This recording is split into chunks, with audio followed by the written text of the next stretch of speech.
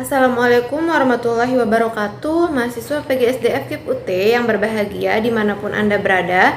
Pada minggu kedua tutorial online ini, kami mengajak Anda untuk sama-sama mempelajari materi yang berkaitan dengan perkembangan kognitif anak usia SD.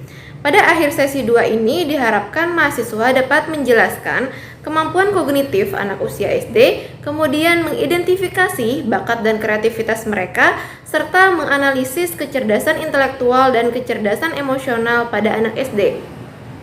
Semua materi tersebut mengacu pada modul 2 dalam buku materi pokok PDGK 4403 mata kuliah pendidikan anak di SD.